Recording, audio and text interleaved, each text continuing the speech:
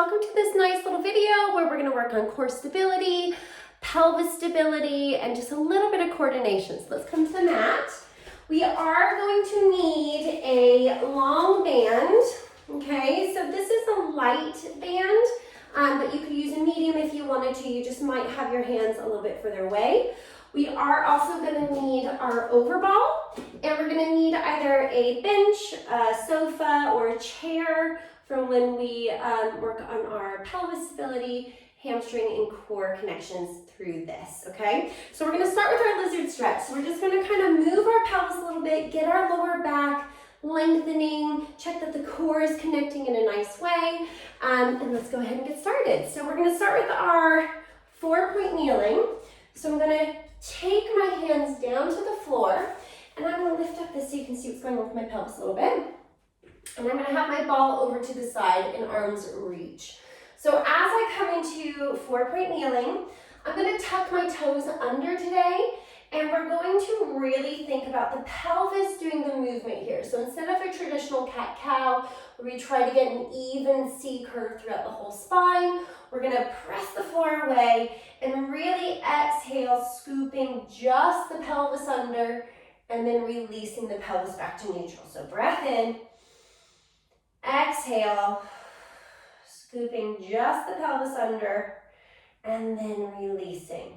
As we scoop under, when we get to the most scooped position, see if you can connect to that lower transverse, lower pelvic floor, drawing up an in tight feeling, and then releasing. So we're allowing the back to let go. I almost imagine that it's my hamstrings connecting to help hold the pelvis into a scooped position, and then releasing back to neutral. Check that the head doesn't drop like mine wanted to. Keep the head in line with the rest of the spine. So arms are pressing the floor away. I have a little bit more energy on the outside of the hand than I do on the inside. So I'm finding that hand arch position as well. And let's do 2 more. Scooping under and release. And then 1 more. Scooping under and release. Now I'm going to go into my lizard stretch. So I'm going to take one leg out to the side. I want to keep my spine neutral as I sit back and feel that stretch on that inside thigh. So if I go to the side here, I'll do it with the leg going towards you so you can see I'm hinging from the hip and then coming back. So I'm not letting my spine curl. Stay long and maybe further away.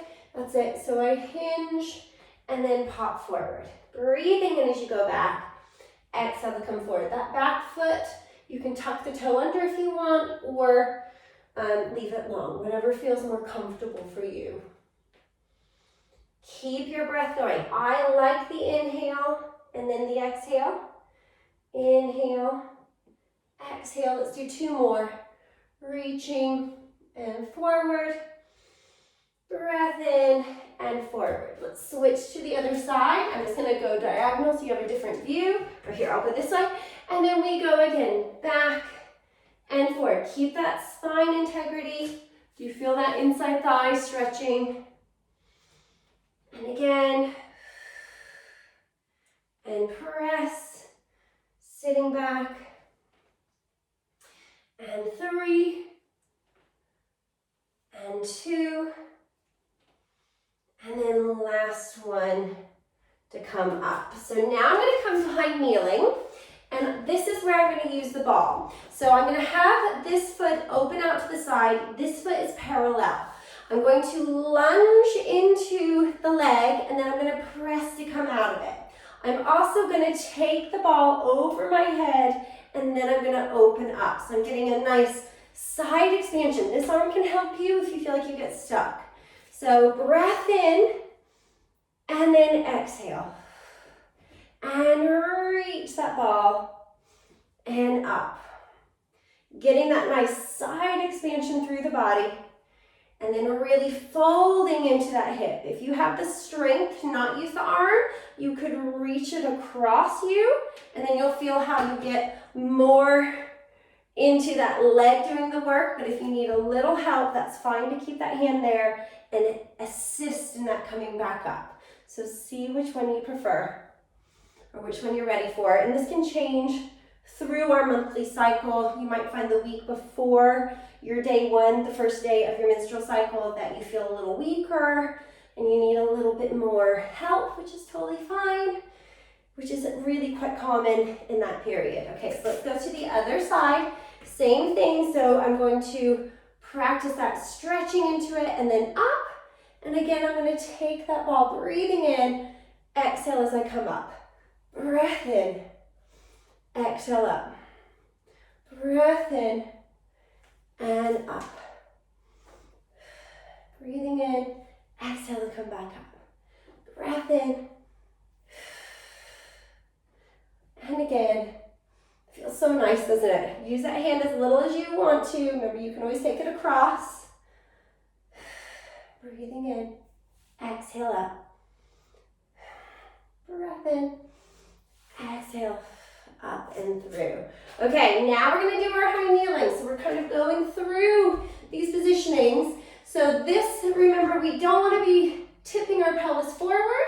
We want to go scoop, rotate, rotate, rotate. So dropping the tailbone, stacking our ribs on top, and I'm going to press my ball into my hand, into the leg as well, okay? So I'm kind of sandwiching that ball between the hand and the leg.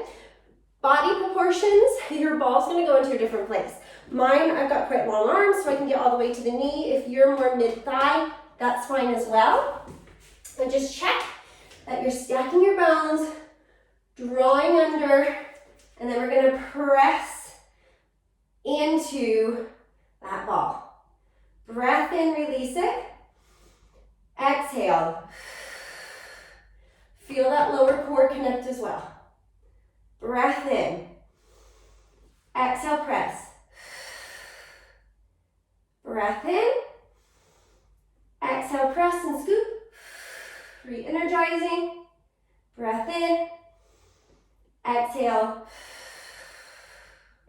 And then let's go to the other side. So it's really a pelvis neutralizer and awareness exercise drill. So taking that ball, hand is there, parallel legs, scooping under, lengthening through, breath in. Are you stacking your ribs over? Pressing in. And connecting to that core. 2 more. Re-energizing every exhale. And last one. And then resting. Okay, 4-point kneeling next. We're still going to use the ball. Now, we want to check that we're actually letting our glutes do the left. Some people call this exercise bird dog. I call it tabletop. I'm going to just lift up my top a little bit so you can see what's going on with my pelvis. But if we're talking about that first exercise we did where scooping under just a little bit of the core, it can really help us make sure that we're utilizing our glute muscle to lift the leg rather than dropping the waist and letting your back do most of the work here. So from here, I'm going to glide one leg behind me.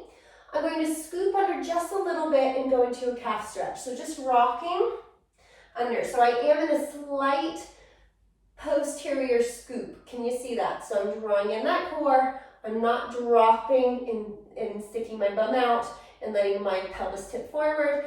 I am gently scooping under. And that kind of, can you see how my lower core reacts? It drops, scoops up and in. But I'm still breathing. Now I'm going to keep that positioning. Scoop under, check that my hips are squared to the floor. Head is pushing away. And then I'm going to lift my bum and then lower down. Scoop under slightly, get that lower core connection. Use your bum to lift the leg and then back down. So can you see how I'm not letting anything drop? Scoop under, lifting and down. Now we can take this ball, place it underneath the opposite hand to leg that you're lifting, and I'm going to squish down gently as I scoop under and then lift. Press down, scoop and lift. Hopefully you're feeling that bum. lifting up. It's a gentle press. If this is going into your wrist, you can go onto your knuckles, or you could go onto your elbow, but just note, the leg will go higher if you're on your elbow, but we're gonna see if we can stay here. Scoop under, lift using the glute, re-energizing that squeeze of the ball. Lifting, lifting. Hold it there. We're gonna pulse. Pulse and pulse. Your body shouldn't move. I'm still pushing down on the ball gently, scooping under a little bit, trying to connect to that lower core and pelvic floor, but I'm still breathing. Tall through the spine, and then I'm gonna rest in. We're gonna go do all that again on the other side. Hopefully you felt that. Hopefully you felt nice and secure. So I'm gonna move the ball over to the other side. Let's find our hands and knees first. Take that leg behind, check your hips are square to the floor, and we're gonna scoop under and stretch into that calf just a little bit. Have a few little lengthens through. As I go back, I'm scooping under, checking that I'm not tipping my pelvis forward. Scooping under. Hands are directly underneath the shoulders. And then I'm going to come into my neutral. Let's practice without the ball first. Scoop under, connecting to the core, then use the bum to lift the leg, and then back down. The more we get the pelvis in a good position, we're working those core muscles, and we're stabilizing. We're learning how to kind of keep everything in a isometric control, really. And stabilizing the pelvis from the top and from the bottom. Okay, now I'm going to take my ball and I'm going to energize that press, scoop, lifting up and down. This foot can be tucked under or long, whatever you prefer. Scoop, use your bum to lift the leg. Notice it won't go very high. Scoop, lifting, scoop, lifting, scoop and lifting. We're going to do one more before we do our pulses. Scoop, lifting and holding it there, and pulse, pulse, pulse. Keep that pelvis scooping under. You're going to want to start to let that move. Don't let it. Remember, you could be down on your elbows if you needed to, and then resting. We should have definitely felt those glutes working and that core staying nice and stable. Okay, so now we're going to switch positionings here. And we're going to use our bench or our box. And we're going to do our knee folds on here today. So I'm going to lay onto my side, rolling onto my back. And I'm going to have my band here. So you can place the ball behind your head for this because we're not lifting up very high. It's just going to be enough where we can switch on our hamstrings and not our glutes, okay? So I want you to feel with my heels down into your chair or your sofa, trying to get a 90-degree bend with the knees and with the hips here. So we're in 90-90 position. Toes and knees are pointing up to the ceiling. We're gonna dig the heels down and we're gonna lift the hips just off the floor. So I can barely slide my hand underneath. Check that your bum is squidgy and soft. Check that your quads are squidgy and soft. And then the hamstrings are working. We're just holding this. We're just waking them up a little bit. If you feel like at the crease, you can feel those hip flexors wanting to kick in a little bit. Gently feel like your feet are pushing away until you feel them ease off a little bit. Because mine like to tend to pull in. You'll feel if you pull the heels towards you, you'll feel those hip flexors go ping. So we want to try and relax them as much as possible. Keep holding. We want that middle belly of that hamstring. Now, I'm still a little bit off the floor. Core is working a little bit, but mine is quite soft because I'm not bracing too hard because I'm using my hamstrings to stabilize. I'm now going to scoop under, trying to get my pubic bone as high above my hips as I can. And then I'm releasing back to hovering. So I never put my booty down. Scooping under. I go scoop, scoop, scoop, scoop, scoop, scoop, scoop. Feel those hamstrings. And then I'm lowering down. Scooping under. Are you feeling this like I am? This is like hard. If you need to rest, you can. Scoop under. How scooped can you get without really using the booty too much? Imagine it's those hamstrings contracting, scooping under, and then releasing all the way down. Okay, so now I have my band. I'm going to pull and then reach over my head and then come back. Pelvis is just down. I have a little bit of energy of the heels pushing down and away as I reach my hands up over my head. Did your ribs want to pop, or were you able to keep them there? Breath in, reach over my head, and then up, and then one more. Okay, so now I'm going to combine the hover and the arm reach. So I'm going to dig my heels down, lift your pelvis slightly away with the feet, and then I'm reaching over my head. Inhale to come back. Back expansion. Reaching. My body isn't changing. I am a hover off the floor, so I can just get my hand underneath my pelvis. Exhale as I reach. Inhale. Bring the arms back. Exhale. Inhale. Exhale. Inhale. Two more. Hamstrings are working. Inhale. Exhale. Inhale. Lower the pelvis down. Hamstrings should be awake, and that really helps us to get our pelvis in an awesome position. So now I'm going to practice my knee folds here. So you have a choice. You can either keep the ball behind your head and practice holding that container. So we're taking the hardest part out of it in a way because our feet are already lifted. So it's a really great opportunity to think of that seat belt drawing in, pressing down with the one heel as you fold the other leg up, and feeling, am I wanting to seesaw my hips or am I keeping them level? So seat belt, breath in. Exhale, seat belt first. Press heel down, lift, and then lower it. Did you keep that core? Did you want to over brace, or did you brace enough for the activity that you're doing? Remember, we don't want to overwork. We don't have to work max full every single time we do something. We just want to teach the body to start to react and control as much as is needed for the activity we're doing. So if you're feeling like you want a little stability, we're going to take the ball underneath the bum. It's going to make you more unstable in some ways, but you're going to feel how it's easier to stay out of your back. Okay, so elbows stay on the floor, breathing in. Exhale, put your seatbelt on. Fold the leg up. So you play around with whichever one you need for the day.